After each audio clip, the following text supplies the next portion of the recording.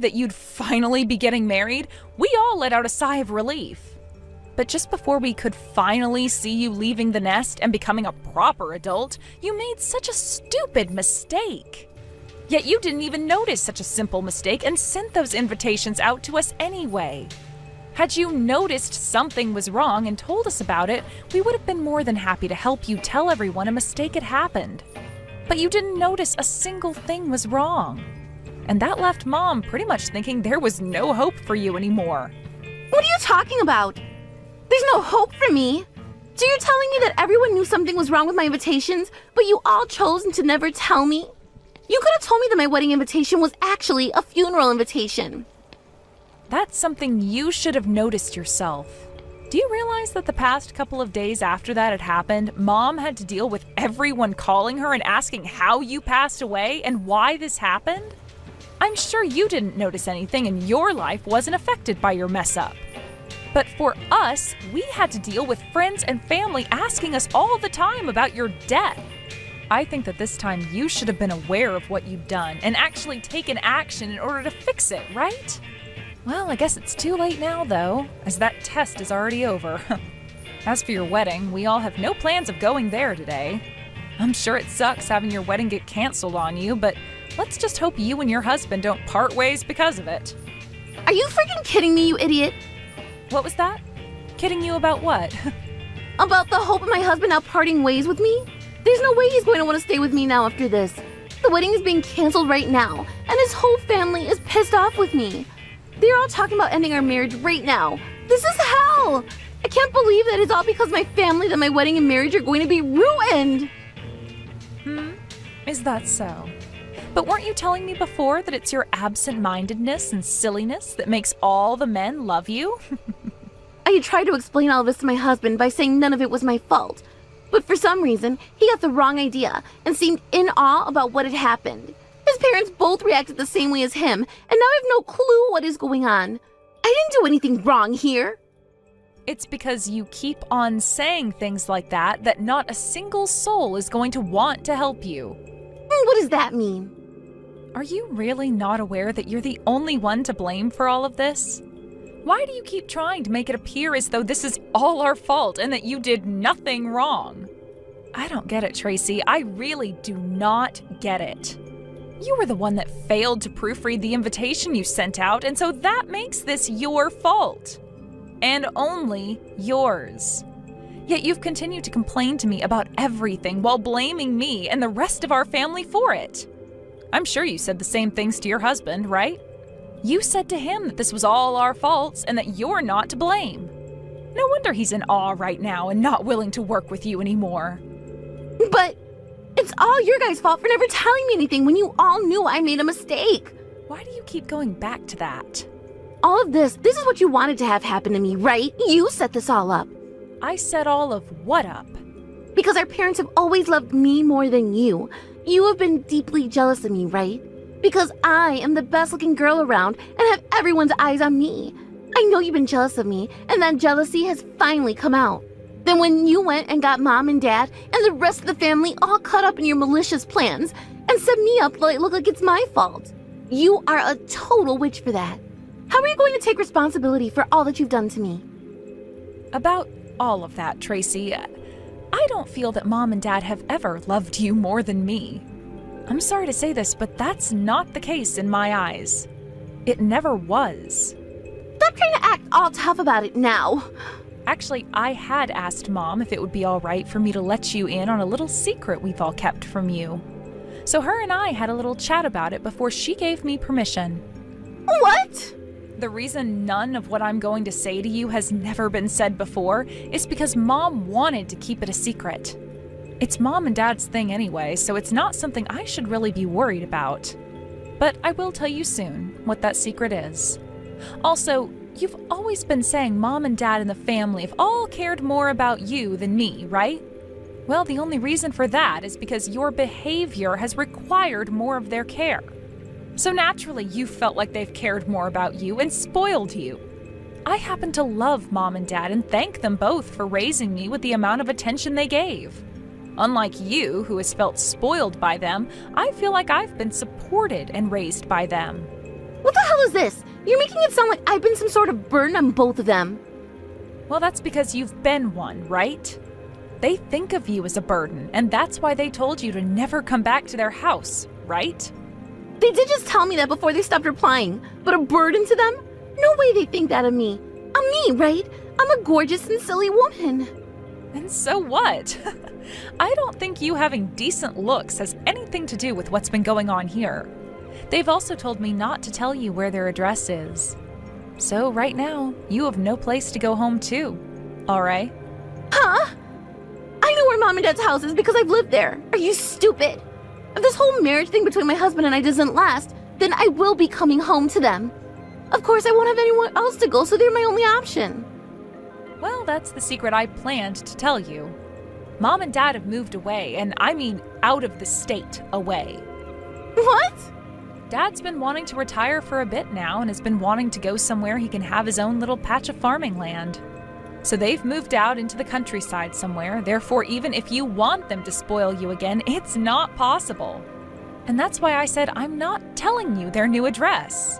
What the hell? I never heard a single thing about all of that. I told you it was kept a secret by us. So of course you weren't going to hear anything about it. Well, what is going to happen to me then? I don't care. You're almost 33 years old now, and you can think about what to do with your pathetic self on your own, right? And wait, I just wanted to ask this. Are you married to your husband yet or not? And I mean legally, not ceremonially. We haven't been legally gotten married at the courthouse yet. What? Are you serious? He was telling me that he wanted to hold off doing that until we had the wedding just in case. But now that all this happened and sent him into shock, he no longer wants me to become his wife. Why is this happening to me? Really, because of you, my whole entire life is going to fall apart. I see. So he really was just your fiancé and not husband. He must have known that there was something off about you, which there really is, and thought it would be safe to wait until the last second to see just how mentally deranged you really are. Well, I have to give him credit for doing that. Come on now, Karina. You're the freaking ugliest person I know, and yet you keep talking about me like that. I know you've been jealous of me this whole time, all because an ugly witch like you can never get married, so you've had to come and ruin my wedding. I bet you hated the idea of me being happy with a husband the moment you heard me say I was getting married. You've always continued to say that your ugly little sister would never get married, and kind of based all your insults towards me on that statement, right? But the thing is, I'm going to get married, and the man I'm marrying is a business owner. So really, there's not an ounce of me that's jealous of the sorry life you've led yourself to live. Never had been either. Huh? You are going to be getting married. You? Yes, me. We've been talking about me, so who else would I be talking about? Are you even reading any of this? I'm going to be getting married, Tracy. Sorry that even an ugly woman like me can get married before you. We plan to hand in the marriage papers in 2 days, and the wedding is being held next month. Of course, you won't be getting invited to that. And you said the man you're marrying is a business owner? That's a total lie. It has to be. I've already gone and showed him to Mom and Dad, and he's done the same with me for his parents. Everyone in our family loves him, and his family all love me. Honestly, I don't need you to believe me or anything, since you have zero influence on my life now. We're cutting ties soon as well, right? If you really are going to be marrying a man like that, then you should show him to me as well. Excuse me? No matter how they are, they will see me as more beautiful than you. And that means he'll be a lot more happily married to someone like me than you. Introduce him to me right now. You already have a job of your own, so you don't need him. I want to get married. I want to become someone's housewife. Jesus. So the day you just lost your fiancé, you're going to prey on your own little sister's fiancé? I was starting to feel a little bit bad for you after all that's happened. But now that you've said all that, go screw yourself, Tracy. I don't want to ever see or hear from you again, so leave me alone. Hold on a second. What the hell am I supposed to do from now on then? I have nowhere else to go now. Don't give a damn. Go live the rest of your crappy life in some back alley somewhere, you rat. You need to live on your own for once, you very sad excuse of an adult woman. Don't ever turn up around my family or I again. After that, did she say anything else to you guys? She's been trying to say things to me all this time, but I'm not talking with her anymore. I've also made sure to tell your dad to leave things be and not say anything back to her. Of course, if something very serious were to happen, we'd hand her some kind of a lifesaver. But I think that right now, she needs to start thinking about how to support herself instead of always relying on us. That's the same thing I'm thinking. I'm sure that if she can pull off the life of being an adult, then you guys won't be so worked up over her anymore, right? I'm really sorry your dad and I didn't do something a whole lot sooner about her. Just know that you can look forward to seeing us at your wedding next month, where we'll have something big in store for you. Let Gabe know that as well. Gabe's already looking forward to seeing you guys again and said he didn't need any kind of gifts from you. And remember, after our wedding, we'll still be able to see you and Dad every so often. Nevada may be far from here, but we'll make those trips when we have time to. Now that you and Dad both don't have that baggage anymore, you can enjoy the relaxing life of being old. Now, you both have a safe trip back here next month, please. And don't forget to take care of your health, too. Thank you. And that next month, I was officially married and had my wedding. I had all of my family and friends there with me and was able to have a wonderful wedding. And of course, I didn't invite Tracy to come and join us. Her and I don't talk to one another anymore, and never will again. But from all the rumors I've been hearing about her, she had to get a job working on a fishing boat and has been doing that ever since. It was said that things leading up to that job were very tough for her, and that right after her fiancé and his family left her, she had to pay for her whole wedding herself. She didn't have that money though, of course, so she did the one thing that any childish and good-looking girl like her could do: sold her body. That did end up working out for her for a few weeks, and she was actually able to get a lot of money doing so. However, something came up that changed everything for her. And that thing happened to be an STI, which has now ruined her chances of working that kind of job again. She still had a bit more debt to pay off though, and so she took out a loan and used that to pay off the debt and the second month's rent at an apartment she found. But from there, things started to go downhill really fast, as she wasn't able to pay off that loan in any way, and the loan shark had her start to work for him in the fishing industry.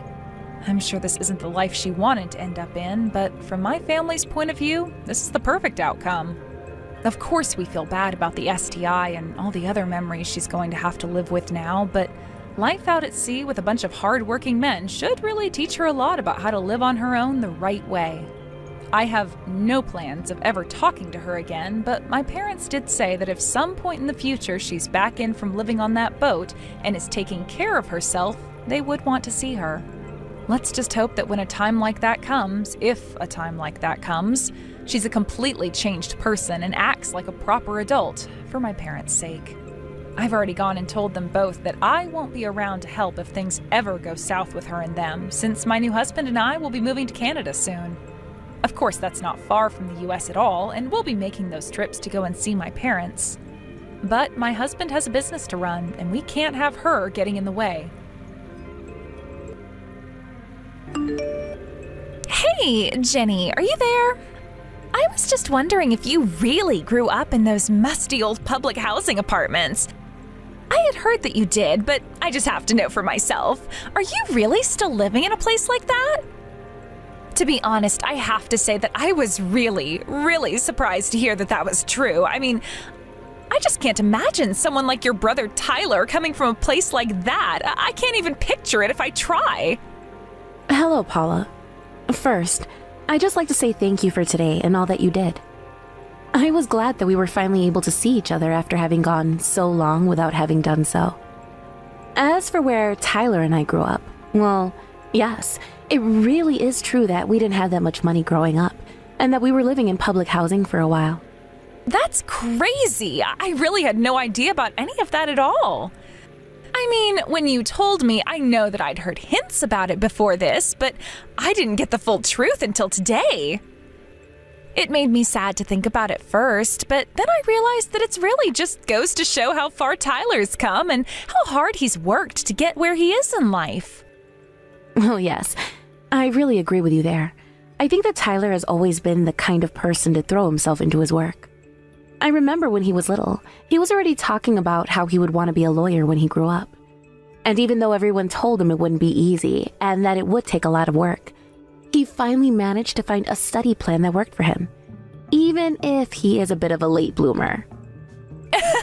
Should you really be calling your brother that? I mean, you're not jealous of all that Tyler has been able to do with his life, right? Wait, what? I'm sorry. I'm not quite sure what you mean about that. What would there even be that I should be jealous of?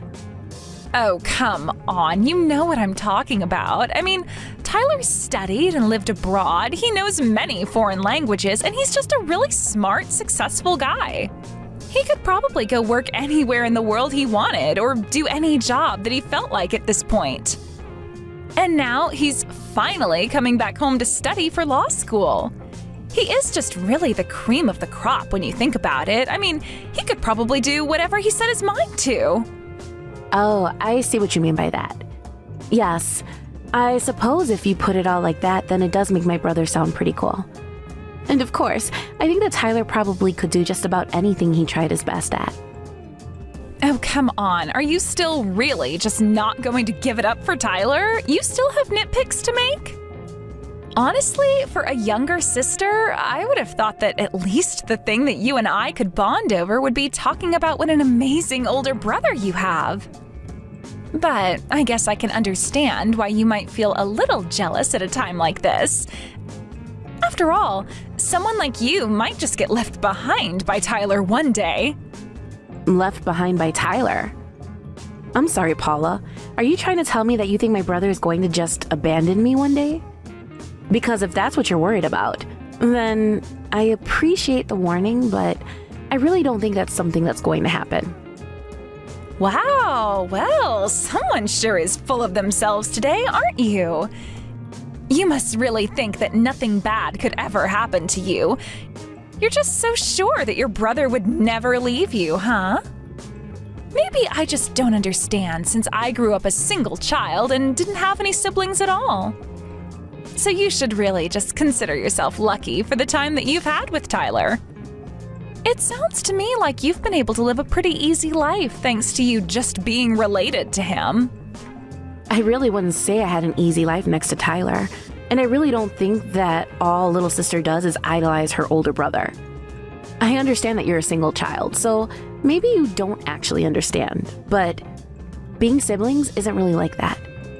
Or at least, I never really felt the same kind of adoration that you seem to have for my brother. I see. Well, I'm so sorry if I made any assumptions about you or your relationship. I guess it's just that when I heard the truth about where you and Tyler came from, well, I don't know. I suppose we all have our little pet peeves, isn't that right? I wasn't trying to say that you were lucky just because of who your brother is.